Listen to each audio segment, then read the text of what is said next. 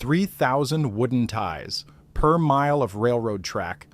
That's what it takes. Each tie is a hand-cut log, 8 feet long, 8 inches thick, 6 inches wide, cut from a living tree, shaped by hand, transported to the railroad, laid in place. 1 mile equals 3,000 ties.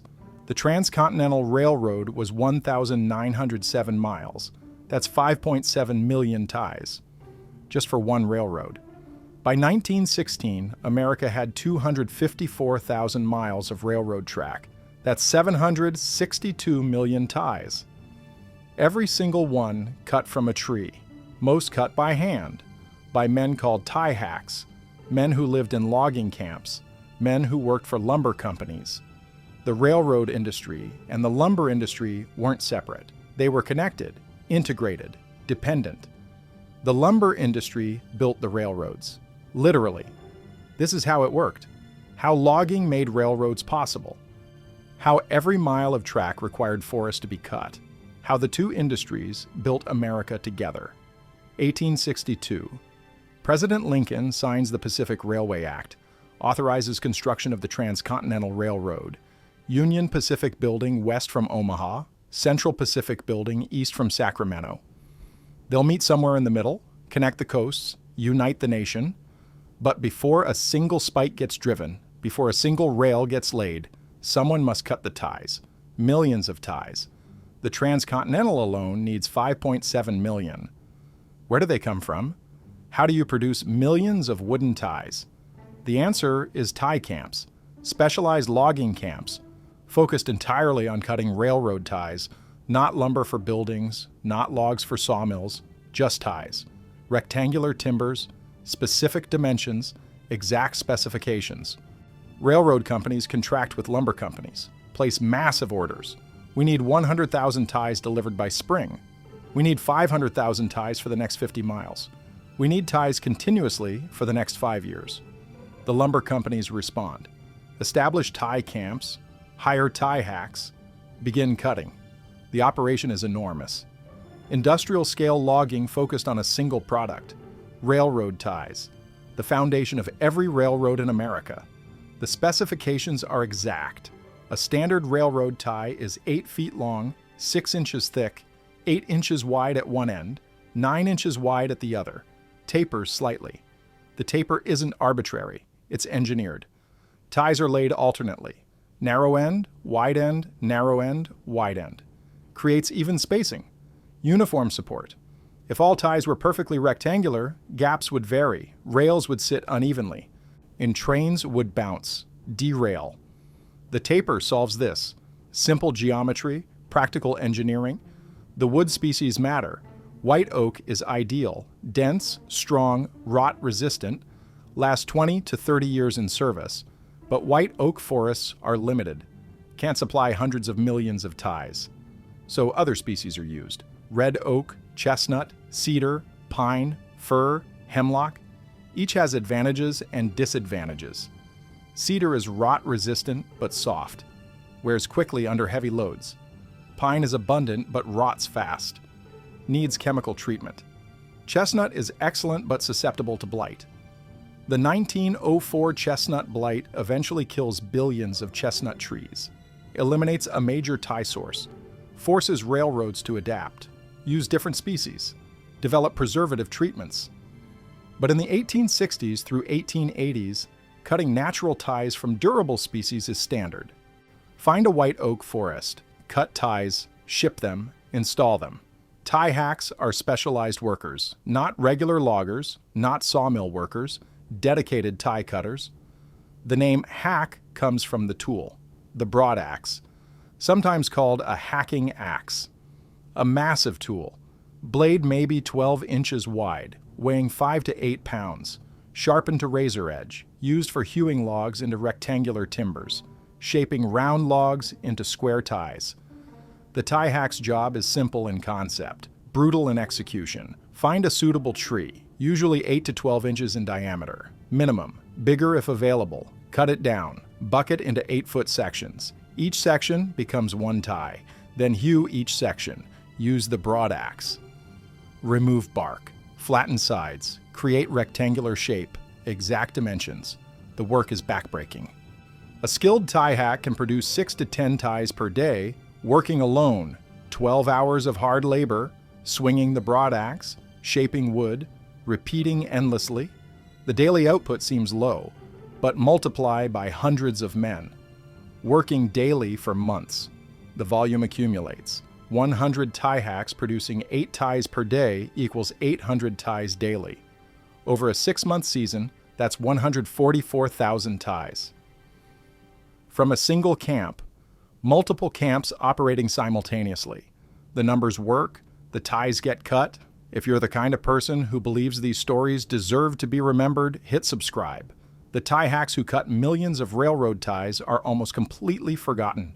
No photographs, barely any records, just vague mentions in lumber company archives. But they made railroads possible. Subscribe if you think they deserve recognition. The process starts with selecting trees.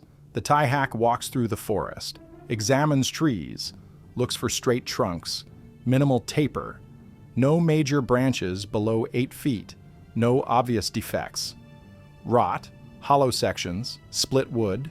A perfect tie tree grows straight, minimum 8 inches diameter at 8 feet height, ideally 10 to 12 inches. Provides enough wood after hewing. The tie hack marks suitable trees, uses a marking axe, chips a small blaze or paints a spot, marks dozens of trees, maybe 100, then returns with his felling axe, begins cutting. The felling axe is different from the broad axe, lighter, 3 to 4 pounds, designed for chopping, cutting across grain. The tie hack cuts a notch on one side. The undercut determines falling direction, then cuts from the opposite side. The back cut, slightly higher than the undercut. Creates a hinge. The tree falls, crashes down. The tie hack moves to the next tree. Repeats. Falls 10 to 20 trees before stopping, then switches to bucking, cutting the felled trees into sections. Bucking is done with a crosscut saw, 1-man or 2-man depending on diameter. For 8 to 12-inch trees, a 1-man saw works, 4 to 5 feet long, handles on both ends. The tie hack measures 8 feet from the butt, marks it, positions the saw, begins cutting, pulls, pushes. The saw teeth bite, remove wood, create sawdust. The cut takes maybe 5 to 10 minutes. Depends on wood hardness, diameter, saw sharpness. When the section is nearly through, it drops, falls free. The tie hack measures another 8 feet, cuts again, repeats until the trunk is completely bucked. A 40-foot tree yields 5 ties. A 60-foot tree yields 7 or 8. The top sections, too small diameter, get left. Wasted. Only sections with sufficient diameter become ties. This means significant waste, maybe 30 to 40% of each tree. But tie specifications are exact. Can't compromise, undersized ties fail, rails spread, trains derail. Better to waste wood than risk failures. Now comes the hewing. The hardest work, the most skilled work, the defining work of a tie hack. Each 8-foot log section lies on the ground, round, bark covered, irregular, must become rectangular, smooth, exact dimensions. The tie hack uses a broadaxe. The tool is specialized. The head is asymmetric, one side flat, one side beveled. The flat side faces the wood. The bevel faces away. This creates a cutting action that produces flat surfaces. The tie hack stands on top of the log, positions it, sometimes uses log dogs, metal spikes to hold it steady, begins swinging. The broadaxe is heavy, 5 to 8 pounds, on a handle, maybe 2 to 3 feet long. The tie hack lifts it, swings down, strikes the log, removes a chip, lifts, swings, strikes, removes another chip. The motion repeats hundreds of times per tie. The blade must stay sharp. Dull blades bounce. Don't cut cleanly. Require more swings, more effort. Tie hacks sharpen constantly. Carry whetstones, files. Stop every hour or two. Sharpen the blade, return to work. The hewing pattern is methodical. Start with one side. Remove bark. Begin flattening. Work from one end to the other. The goal is a flat surface. Not perfect, not plain smooth, just flat enough. The railroad doesn't need furniture quality finishes. Needs functional supports. Once one side is done, roll the log. Do another side, then another, then the fourth. Each log section gets 4 sides hewn, 8 inches by 6 inches, from a log that was maybe 11 or 12 inches diameter. Substantial wood removed, lost, becomes chips, scattered on the ground, left to rot. The waste is enormous but necessary. After all 4 sides are hewn, the tie is complete. Rough, splintery, but correct dimensions, functional. The tie hack drags it aside, starts the next one, 6 to 10 ties per day, day after day, week after week, month after month. The work is monotonous, exhausting, dangerous. Let's examine the technique in detail. The tie hack positions the log, usually on smaller logs used as supports, elevates it off the ground, maybe 12 to 18 inches high. On this height prevents the broad axe from hitting dirt, rocks, damaging the blade. The log is secured, sometimes with log dogs, large metal staples driven into the wood, hammered in. Hold the log steady, prevent rolling. The tie hack stands on the log, straddles it, feet shoulder width apart, knees bent, weight balanced. The broad axe rests beside him. He picks it up, grips the handle, tests the balance. The handle is maybe 30 to 36 inches long, shorter than a felling axe, allows more control, more precision. The head weighs 5 to 8 pounds. The blade is 12 inches wide, maybe more. Ground to a fine edge, sharp enough to shave hair. The cutting edge must be perfect. Any nicks? Any dull spots. The blade bounces, doesn't bite, wastes energy. The tie hack lifts the axe, raises it overhead, not a full overhead swing like felling. More controlled, shorter arc, brings it down, strikes the log. The blade bites, removes a chip, maybe 1 to 2 inches wide, 1/4 inch deep. The chip flies off. The tie hack lifts again, strikes adjacent to the first cut, removes another chip, repeats, moving along the log's length. Each strike removes a small section, gradually flattening the surface. The rhythm is constant. Lift, swing, strike, lift, swing, strike, maybe 20 to 30 strikes per minute. For hours, the physical toll accumulates rapidly. The broad axe weighs 5 to 8 pounds. Doesn't sound heavy, but lifted overhead 30 times per minute. For 60 minutes, that's 1,800 lifts, times 5 pounds minimum. That's 9,000 pounds lifted per hour. 4.5 tons. Over a 10-hour day, that's 45 tons. Lifted and swung repeatedly. Your shoulders burn, the deltoid muscles, the trapezius, the rotator cuff. Microscopic tears form, inflammation, pain. But you continue, no breaks, no rest. The pain becomes constant, permanent. Old tie hacks have destroyed shoulders, can barely lift their arms, arthritis, bone spurs, torn tendons. The damage is cumulative, irreversible. Your back suffers similarly, standing on an unstable log, bending, straightening, twisting, swinging. The lumbar spine compresses, the vertebrae grind, discs bulge, nerves pinch, lower back pain becomes chronic, debilitating. Every movement hurts, but the work continues, must continue. Income depends on production. No work, no pay. Injury means poverty, so you work through pain. Ignore signals your body sends, push until something breaks, then you're done, crippled, unable to work, discarded. The hands take particular abuse. Gripping the axe handle, 10 hours daily. The pressure creates calluses, thick layers of dead skin. Protective but painful while forming. Blisters form first, fill with fluid, pop, bleed, reform as calluses. The skin hardens, becomes leather-like. But before that transition, every swing hurts. Blood makes the handle slippery, grip weakens, accidents become more likely. The constant vibration from impacts damages nerves, causes numbness, tingling, loss of dexterity. Old tie hacks can't feel their fingers properly, can't perform fine motor tasks, can't write, can't button shirts. The nerve damage is permanent. No treatment exists. Just live with it. Accept it. The alternative is starve. So men work until their bodies fail, then die young, broken, forgotten. The danger of the broad axe cannot be overstated. The blade is massive, 12 inches wide, razor sharp, swung with full force, aimed at wood, but sometimes it misses, hits flesh instead. The most common injury is to the leg. The tie hack stands on the log, swings down, the axe glances off, continues downward, strikes his shin, cuts through pants, through skin, through muscle, sometimes hits bone, splits the tibia. The pain is instant, overwhelming. Bleeding is profuse. The wound gapes. Bone might be visible, white splinters. The tie hack is alone, miles from camp, miles from help. No first aid, no medical kit, just his shirt. He tears it, wraps the wound, applies pressure, tries to stop bleeding. If successful, he limps back to camp. Takes hours, days if the injury is severe.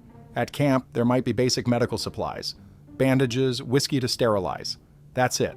No doctor, no surgeon, no antibiotics. The wound gets cleaned, wrapped, left to heal, or not. Infection is common, nearly guaranteed. The wound turns red, swells, oozes pus. The infection spreads, up the leg, into the bloodstream. Sepsis develops, fever, chills, delirium. Without antibiotics, survival is chance, luck, constitution. Many die.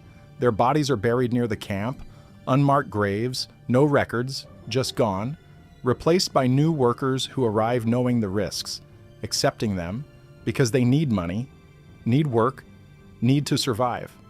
Head injuries from falling branches are another constant danger. The tie hack works beneath standing timber, living trees, dead trees, dying trees. Wind blows, branches fall.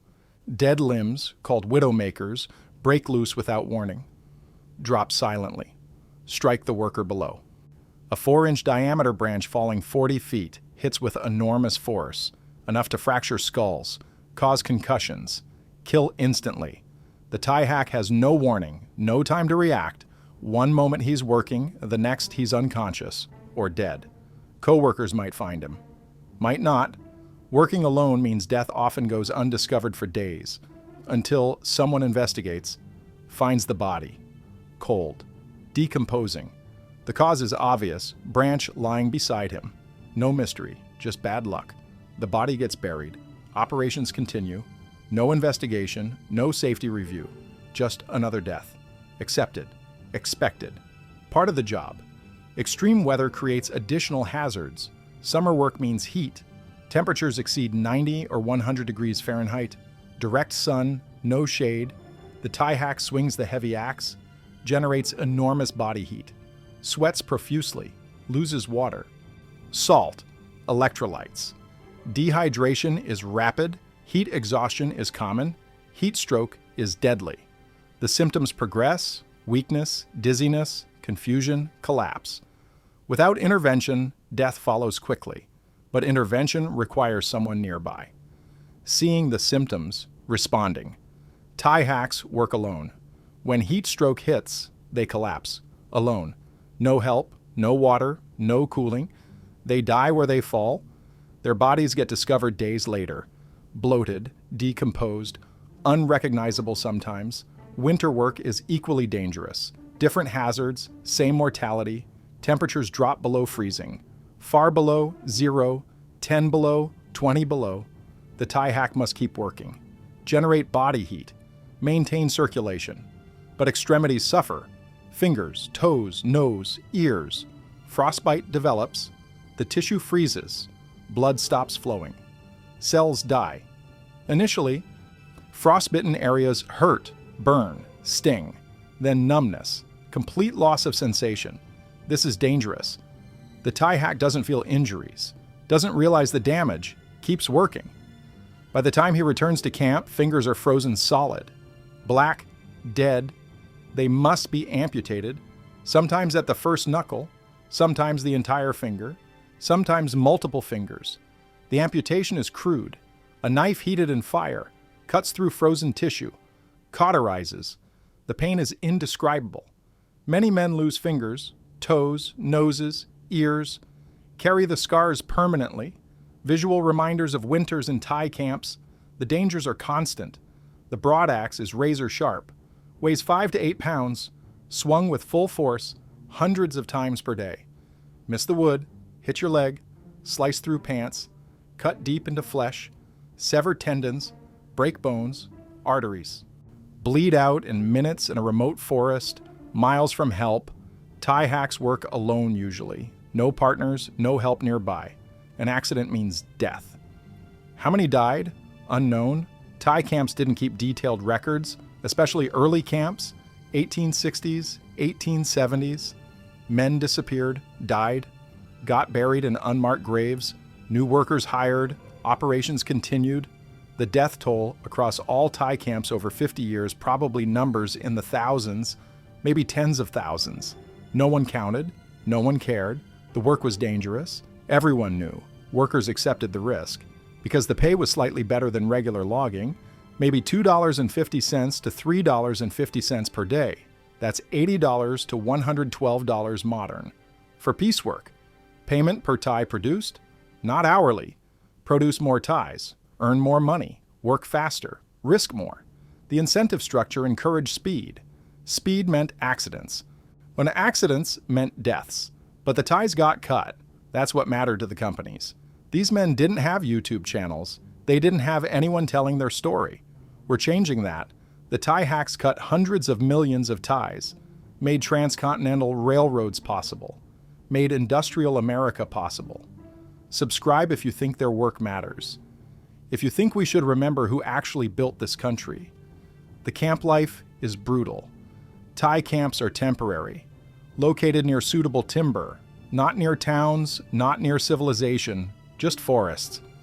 The workers live in rough bunkhouses, log cabins, tents sometimes. Maybe 20 to 50 men per camp. Bunks stacked 2 or 3 high, 18 inches between levels. No privacy, no personal space, just sleep, eat, work. The food is basic, high calorie, fills you up, beans, bread, salt pork, coffee, potatoes, maybe fresh meat when hunters succeed. No vegetables most of the year, no fruit. Scurvy is common. Vitamin deficiencies, health deteriorates. The work is so physically demanding that men burn enormous calories, eat massive portions, still lose weight, muscle breaks down, bodies consume themselves. A season in a Thai camp ages a man, permanently. The camps are all male, no families, no women, no children, just workers.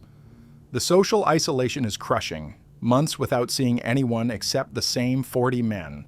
No entertainment, no distractions. Some camps allow gambling, card games, dice, others forbid it. Too many fights, too many deaths over debts. Some camps provide alcohol, others are dry. Company policy varies. Either way, conditions are miserable. Men endure them because they need money, need to eat, need to survive. The alternatives are worse, or non-existent. Transportation is the next challenge. The ties are cut, stacked in the forest, miles from the railroad. How do they get delivered? Multiple methods depending on terrain and season. In winter, sleds. Large wooden sleds pulled by teams of oxen or horses. Each sled carries maybe 20 to 50 ties, weighing several tons. The teams haul them over snow and ice to a river landing, or directly to the railroad if close enough. The winter months are ideal for moving heavy loads.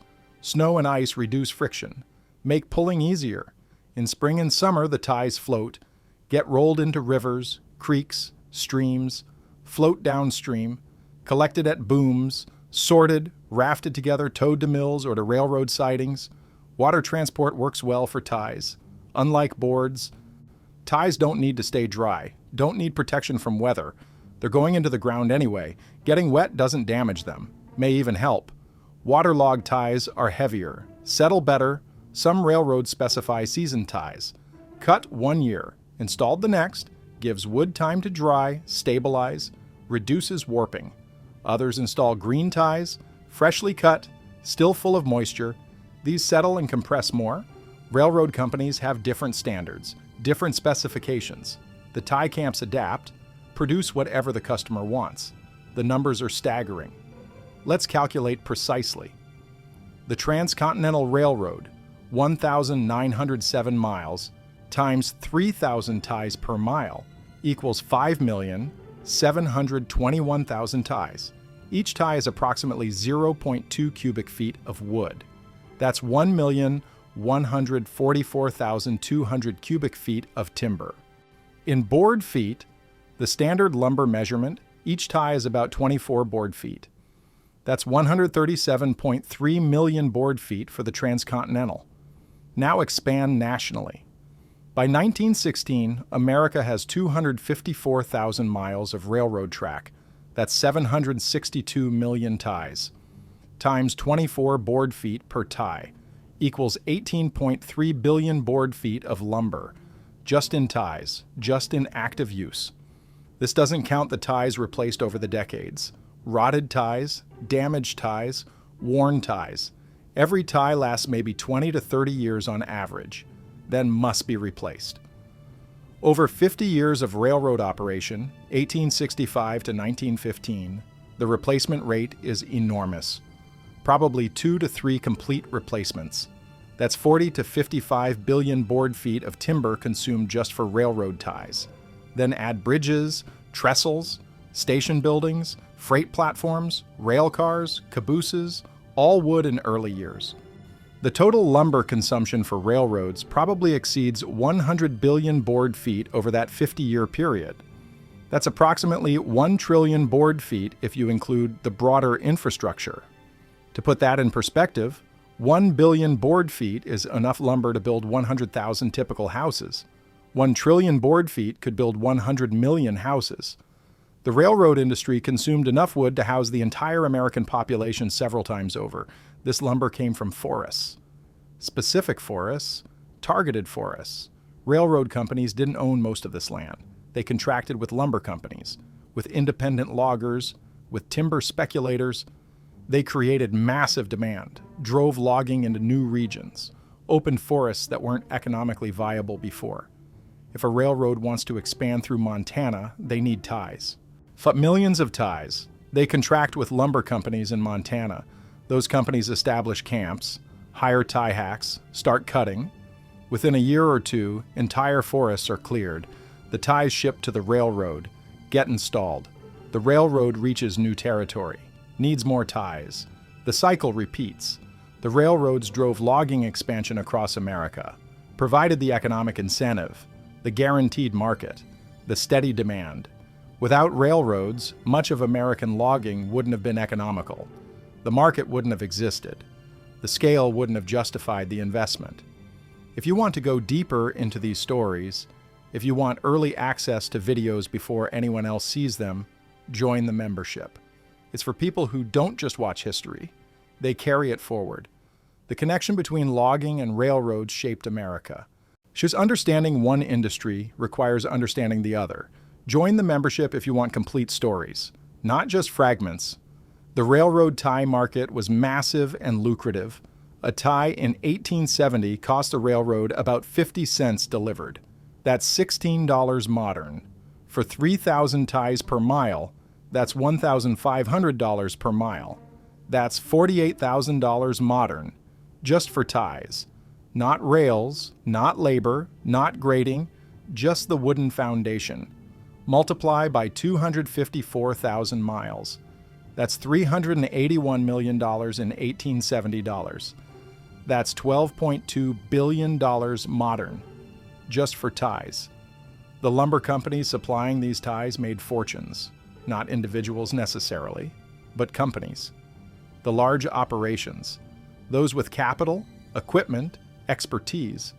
Small operators couldn't compete, couldn't meet the demand, couldn't deliver the volume, didn't have the infrastructure. The railroad tie market consolidated the lumber industry, favored large operations, drove industrialization, changed logging from a local, small-scale activity to a national industrial enterprise. The railroads created the modern lumber industry by creating massive sustained demand, by requiring industrial-scale production, by making large operations profitable and small operations obsolete. Quality control became critical as the market grew.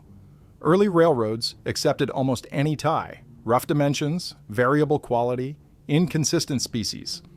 But problems emerged quickly.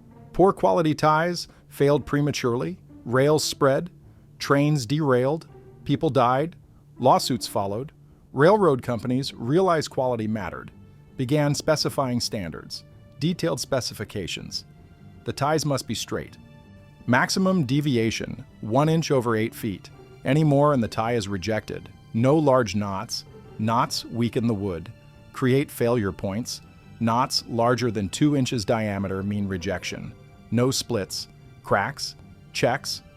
These allow water penetration, accelerate rot, compromise strength. No heart rot, interior decay, common in older trees. The inspector probes with a metal rod, pushes into the wood, feels for soft spots, voids. Any rot means rejection. No sapwood on edges, the outer layer of the tree, less durable than heartwood. Rots faster, wears quicker. The tie must be predominantly heartwood, dense, strong, durable. These standards eliminate maybe 20 to 30% of production. 1 in 4 or 5 ties gets rejected. This waste is built into pricing. Expected? The railroad pays for quality, gets it, or rejects the entire shipment. Inspection happens at multiple points. First at the tie camp. Company inspectors examine finished ties. Measure dimensions, check straightness, look for defects. Rejected ties get thrown aside, not paid for. Represent pure loss to the tie hack. This creates tension, incentive to hide defects, turn bad ties upside down, conceal rot, disguise problems. The inspectors learn, develop techniques, check both ends, all 4 sides, random deep probes, catch hidden defects, reject questionable ties.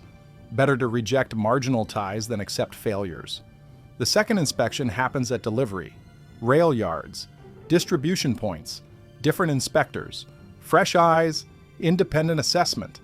They re-examine everything, measure again, probe again, reject ties that passed camp inspection. Maybe 5 to 10% more rejections. The cumulative rejection rate can reach 35%. 1 in 3 ties cut doesn't meet standards, never gets installed, becomes waste, firewood, scrap. The economics still work. The demand is enormous. The price is adequate. Even with 35% rejection, profit remains. The species hierarchy becomes standardized through experience. White oak is universally recognized as superior. Durability, strength, longevity, commands premium prices, maybe 75 cents per tie delivered. That's $24 modern. Next is chestnut, before the blight. Nearly as durable as white oak, slightly lighter, easier to work. Sells for 60 cents to 70 cents per tie. Then red oak, harder than white oak, more brittle, splits more easily, but available, acceptable. Sells for 50 cents to 60 cents. Cedar follows. Excellent rot resistance, but soft. Wears quickly under heavy traffic, suitable for light use branch lines, not main lines. Sells for 40 cents to 50 cents. Then pine and fir, abundant, cheap. Rot quickly without treatment, last maybe 10 years untreated, but plentiful, easily sourced. Sell for 30 cents to 40 cents. Hemlock is bottom tier. Weak, rots fast, splits badly, used only when nothing else is available. Sells for 25 cents to 30 cents. The market stratifies by species, quality, durability, price. Railroads specify preferred species, accept substitutes when necessary, pay accordingly. The piecework payment system drives productivity and accidents simultaneously. Tie hacks aren't paid hourly, they're paid per tie, maybe $0.08 to $0.12 per acceptable tie in the 1880s. That's $2.56 to $3.84 modern. Produce 10 ties per day, earn 80 cents to $1.20. That's $25.60 to $38.40 modern. For 10 to 12 hours of brutal labor, the math encourages speed. Work faster, produce more, earn more. But speed increases accidents, increases rejection rates. A tie hack rushing makes mistakes, cuts himself, cuts ties too rough, gets rejections, loses income. The balance is delicate. Work fast enough to earn decent money. Not so fast you get injured or rejected. Experienced tie hacks find the sweet spot, maintain steady pace, consistent quality, reasonable safety. Novices struggle, rush too much, get hurt, or go too slow. Don't earn enough, quit or starve. The system is brutal, unforgiving, efficient, maximizes production while minimizing labor costs. The companies profit enormously. The workers barely survive. This is the industrial reality of tie production. Exploitation clothed in piecework. Justified by market rates. Accepted because alternatives don't exist. Camp bosses monitor production closely. Track each worker's output.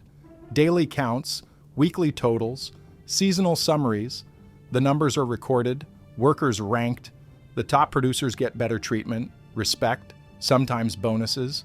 The poor producers get harassed, threatened, eventually fired, replaced. The camp boss's job is maximizing production, delivering contracted quantities, meeting deadlines. He doesn't care about worker welfare, about safety, about fairness, just numbers.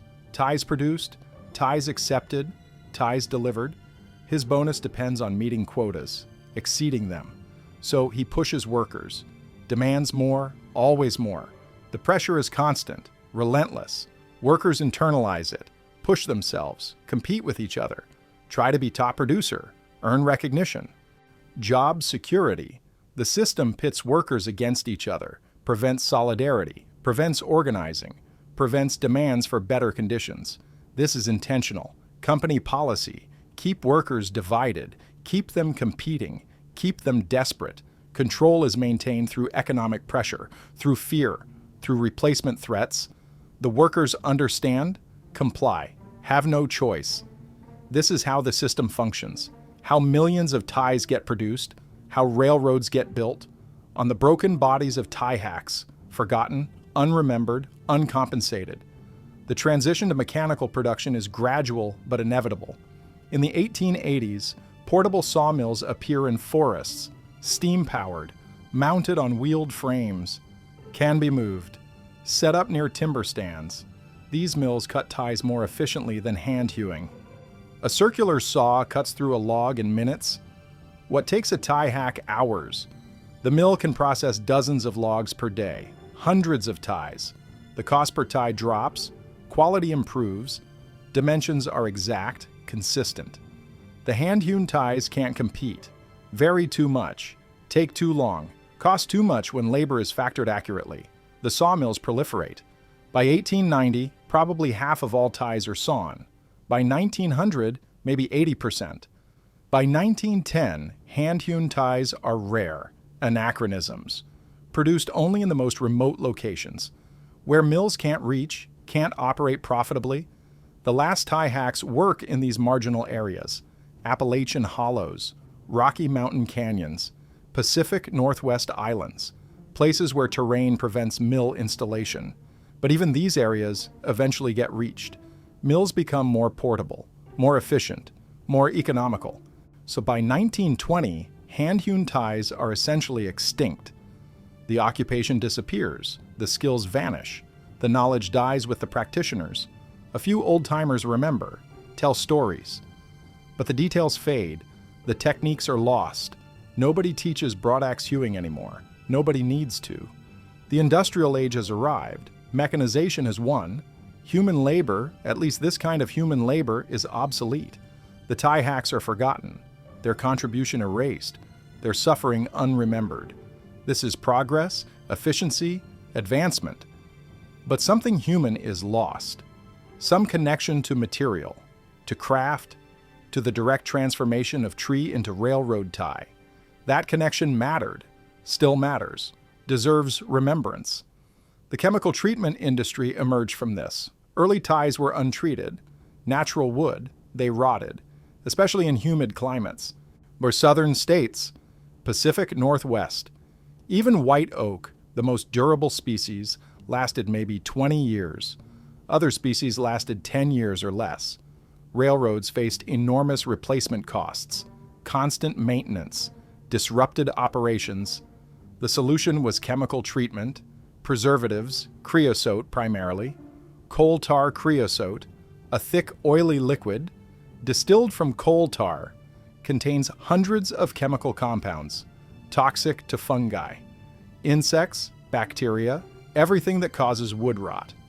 Tie treating plants emerged in the 1870s, large industrial facilities. The process is sophisticated. Ties are loaded into huge pressure vessels. Cylinders may be 100 feet long, 6 feet in diameter. Hold hundreds of ties. The cylinder is sealed, air is evacuated, creates vacuum, opens the wood's pores, then hot creosote is pumped in under pressure, forces the chemical deep into the wood, penetrates inches, sometimes clear through on thinner sections. The treatment takes hours. When complete, the ties are removed, allowed to cool. The creosote solidifies, creates a protective layer. Treated ties last 50 to 60 years, triple or quadruple the lifespan of untreated ties. The economics are obvious: pay more upfront, save enormously over time. By 1900, most major railroads required treated ties, created another industry, another market, another connection between railroads and lumber. The labor force overlapped. Men worked as tie hacks in winter, worked laying track in summer. The seasonal nature of both industries aligned perfectly. Tie cutting happened in fall and winter, when sap is down, wood is drier, easier to work, easier to transport on snow. Track laying happened in spring and summer, when weather permitted, when ground wasn't frozen. The same men transitioned, worked both jobs. Same companies often employed them. Lumber companies contracted to supply ties and lay track. Vertical integration. Control the supply chain, maximize profits. A company with tie camps and track laying crews could bid lower, complete projects faster, deliver better value. This is how the industrial lumber companies grew. Started with logging, expanded to tie production, then to track laying, then to rail car manufacturing, then to locomotive repair. Vertical integration across the entire railroad supply chain. Companies like Weyerhaeuser, Simpson, Boise Cascade, started in logging, grew into industrial conglomerates. Railroad demand enabled this growth, provided the capital, the market, the opportunity. The environmental impact was catastrophic. Every mile of railroad required cutting roughly 3,000 trees, minimum. Often more, accounting for waste and defects. 254,000 miles means roughly 760 million trees, just for the ties, just for the initial installation. Add replacements over 50 years. Triple that number, 2.3 billion trees, just for railroad ties. Then add all the other railroad lumber needs, bridges, buildings, equipment. The number probably exceeds 5 billion trees. 5 billion trees cut primarily for railroads, over 50 years. That's 100 million trees per year, every year, for half a century. Forests don't regenerate that fast, especially old-growth forests. The trees cut for ties were typically 50 to 100 years old, sometimes older. Cutting them meant permanent loss, no replacement. No regeneration within human timescales. The eastern forests were devastated: Pennsylvania, New York, West Virginia, Virginia. By 1900, old growth was essentially gone, replaced by second growth, younger forests, smaller trees, lower quality timber.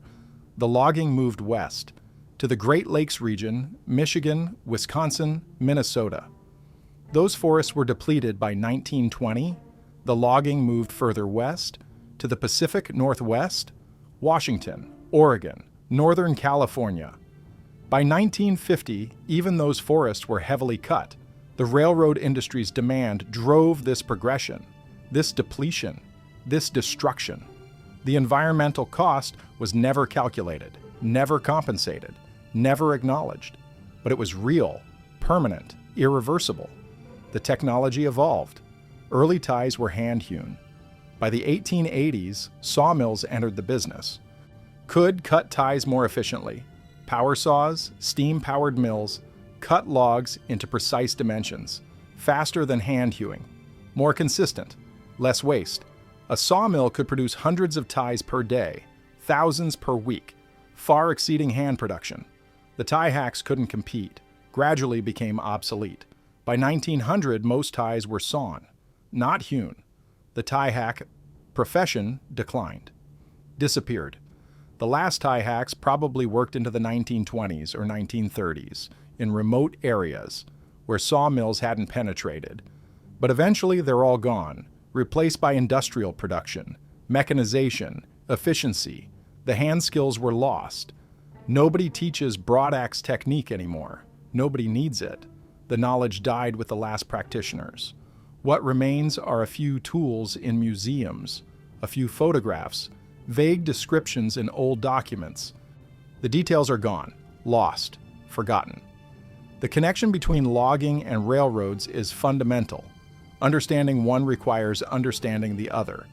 The railroad industry created massive lumber demand, drove logging expansion, funded industrial-scale operations, enabled lumber companies to grow, consolidate, dominate. Without railroads, the lumber industry would have been smaller, localized, limited. With railroads, it became national, industrial, essential. The railroads needed lumber. The lumber industry needed railroads for transportation, for markets, for access to timber. The relationship was symbiotic, mutually beneficial, mutually dependent. You couldn't build railroads without lumber. You couldn't transport lumber efficiently without railroads. The two industries built each other, built America together. This is why railroad content matters to logging audiences, why it's relevant, why it's connected. Every railroad video is also a logging video. Every discussion of track is also a discussion of lumber. Every mile of rail represents 3,000 trees, 72,000 board feet, forests converted to infrastructure, timber made into transportation. The connection is literal, physical, undeniable. Modern railroads still use wooden ties. About 90% of ties in America are still wood. The rest are concrete or composite materials. Wood remains preferred. It's flexible, absorbs vibration, insulates electrically, can be easily worked, drilled, spiked, replaced. Concrete ties are rigid, crack, break, difficult to install, expensive. Composite ties are experimental, unproven, may not last. Wood works, has worked for 150 years. Will probably work for another 150. But modern ties are different. They're industrial products, cut by machines, treated in factories, transported by trucks, installed by machines. Humans are largely removed. The process is mechanized, efficient, faster, cheaper, but something is lost. The connection to the forest, the understanding that these ties were once living trees, cut by hand, shaped by hand, placed by hand. That knowledge is important. That context matters. When you see railroad tracks, you're seeing logging history. You're seeing forests converted to infrastructure. You're seeing the labor of men who worked in dangerous conditions for low wages, who cut millions of trees, who built the foundation of modern America. They deserve remembrance, recognition, understanding. This is their story, not complete. Too much is lost. It is but enough. Enough to know they existed. Enough to know what they did. Enough to honor their contribution. The tie hacks, the lumber camps, the forests that became railroads. This is the connection. This is why it matters. This is what we remember.